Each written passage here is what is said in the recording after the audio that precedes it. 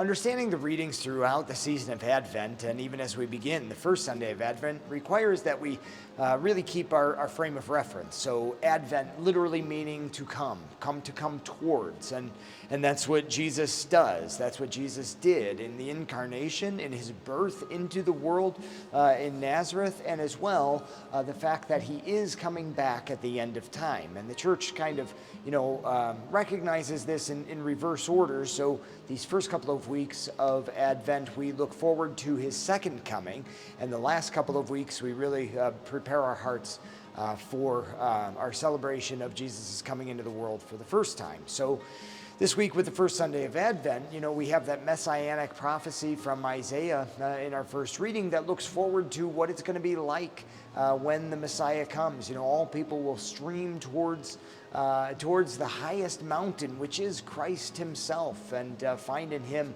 a refuge, a place of worship, a place of peace.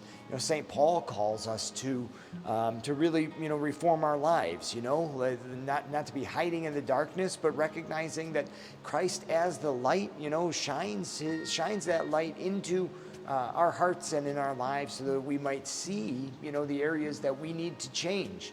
And really know that he sees all, we see all, and his light, his goodness ought to be pervading, the whole of our lives. So it's an opportunity for us to grow and reflect and change as we approach the celebration of Christmas.